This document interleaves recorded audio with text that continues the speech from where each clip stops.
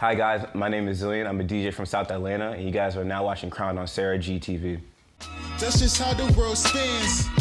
I guess I'm selfish every now and then. You sin, I sin. You bleed, I bleed. You lose, I lose. I'm human too. Yeah.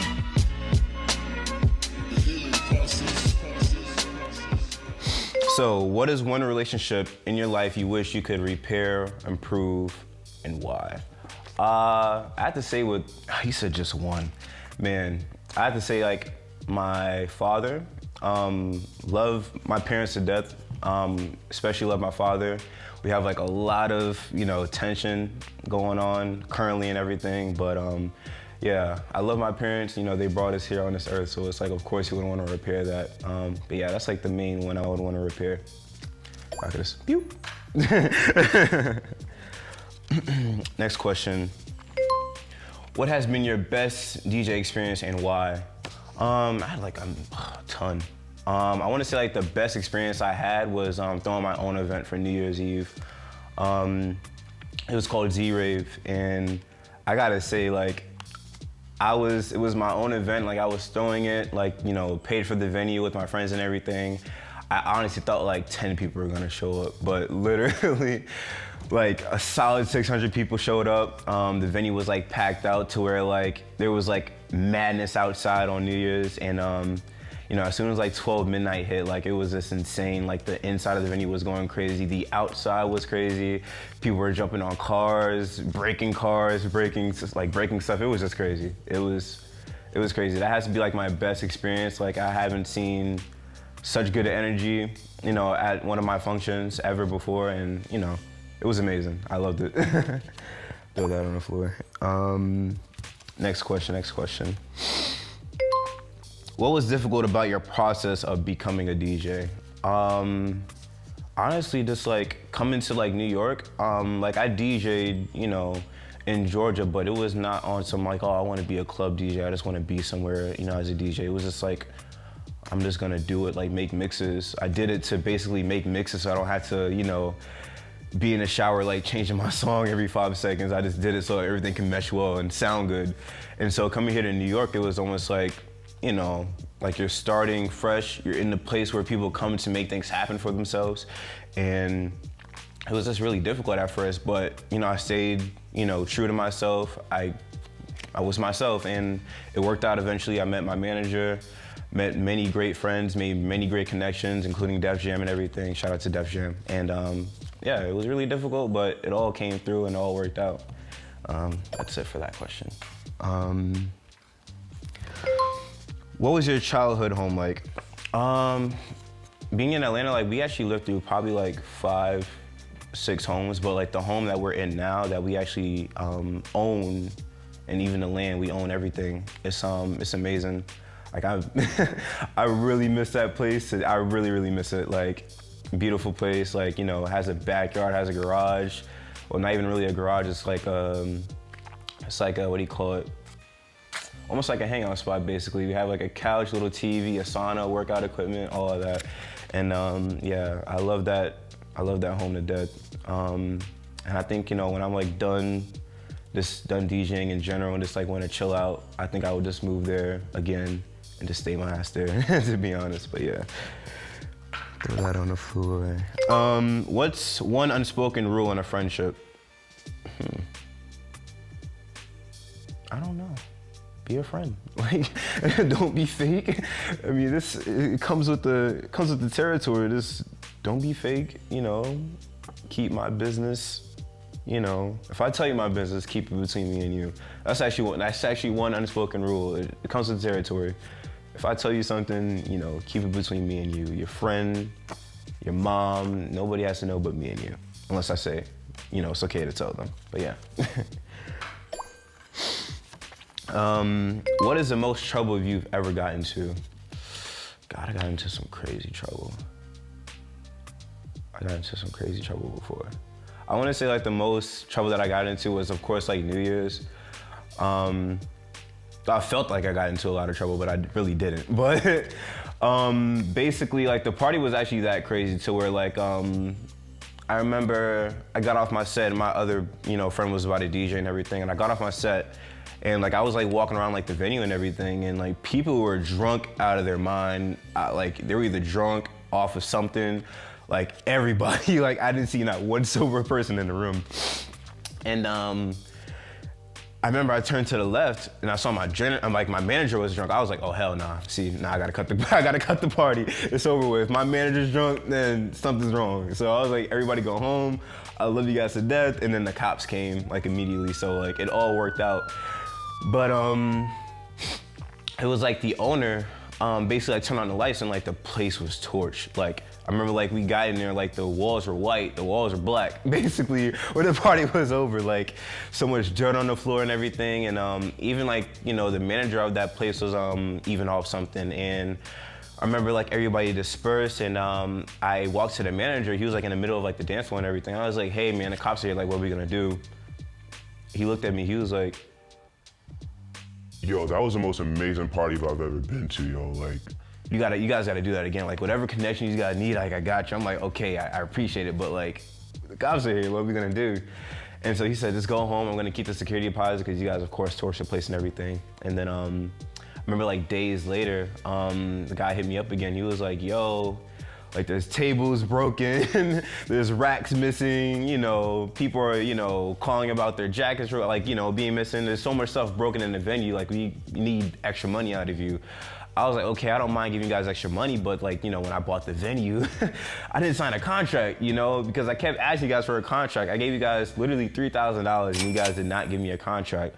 He was like, well, you guys still owe, us that money. I'm like, I would love to pay you that money, but like, I'm not liable, I didn't sign a contract. And so even to this day, like now, like he still asks for money, literally tries to ask us for money, but we got lawyers out here, so we not doing that. Sign the contract next time, give us the contract next time. But yeah, other than that, bow. How would your best friend describe you? I wanna say really creative with music, really creative with music, really versatile. Yeah, really versatile and really creative. That's really it, simple as that. Got, well, 3 more. 2 more after this. How do you prioritize your self-care? I'm not gonna lie to you, it's really hard.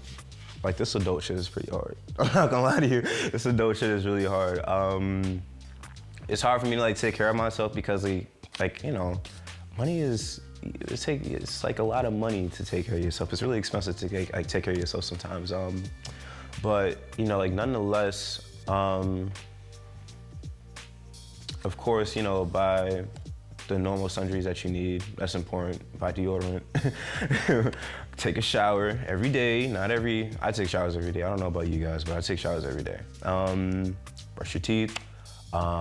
Make sure you go to bed at a good time. Well, I can't really say that for myself. I go to bed at 4 o'clock every day in the morning, every night, whatever you want to say. It's in the morning basically, but just take care of yourself. Like really, like it's important. Like it's seriously important. Like at first, they had me in the first half. I was not taking care of myself at first. I really wasn't. But after this quarantine shit hit, you're like, damn, I need to take care of myself, like literally. So, it helped out a lot. So I definitely do take care of myself, drink water, really important, drink water. And yeah, that's pretty much it. Just take care of yourself, it's really important. Seriously, seriously important. How have you grown in the last year? The last year meeting January 2020, right? Up to now, okay. How have I grown? Honestly, I've grown by learning patience. This quarantine has taught me a lot of patience, because we all got slapped with coronavirus. Not, of course, literally slapped we all got coronavirus, but we got slapped with the pandemic, is what I'm trying to say. We got slapped with the pandemic, and before the pandemic, we probably had things that are going on, expectations that we needed to meet. But those expectations, kind of got put on hold. I was expecting to be at least on 2 festival stages this year, but of course, no festival has happened, because of the pandemic. And then you had to realize, of course, I was upset about it, and very upset, And people are like really sad that those, you know, expectations aren't being met that they, you know, had for themselves. But you gotta realize that like everybody's going through the same thing. Literally everybody's going through the same thing. We all, you know, aren't, you know, doing the things that we like really want to do because of this pandemic. But regardless of the fact that, you know, we just have to really, you know, be patient, know that it will come eventually, and you know, just keep working on ourselves, find something new, or work harder on what we were already doing, and you know, just keep working at the end of the day and be patient, like it'll happen. That's what I've grown, just patience and, you know, realizing that, you know, things will come eventually. You know, you just gotta keep working and be prepared at the end of the day. That's really it for that one. And then we're on to our last question. Where do you think we go after we die? Heaven? I would hope so. Actually, I've been thinking a lot. Honestly, when we die, I think we like go to like our utopia, like where we want to be in life. You know, like utopia is like, you know, is like your heaven. You know, is what you make it at the end of the day, is what you see it as. My utopia would just be, you know, a place where everybody loves each other, everybody is, you know, vibing, listening to music, DJing, a festival. It would just be a really beautiful ass utopia, a really happy utopia, nothing but sunny days. That's really it, beautiful. That's all I see it as. And that is it. No more questions.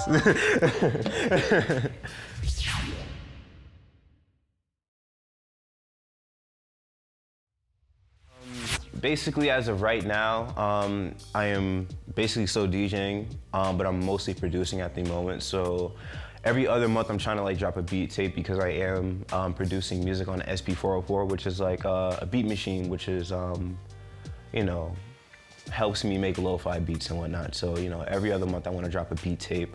I'm actually working on merch. I'm actually wearing this right here. Basically, it replaces the A of an Atlanta Braves hat with a Z, which stands for Zillion, of course. And I'm also working on shirts and merch, of course. Just want to get my branding out there, so, you know, be on the lookout for that. And also, I'm actually streaming a lot. Not only am I streaming, you know, of me DJing live, I'm also streaming of me DJing video games. So catch my Twitch, which will be, you know, in the link in my bio on my Instagram, of me playing my PS5, Spider-Man, or Cyberpunk 2077 when it comes out. You know, just, you know, really trying to get out there in all types of communities, whether it's DJing, the club community, also the gaming community, and also the fashion community. So just trying to get out there. But nonetheless, I really appreciate it, SaraG TV.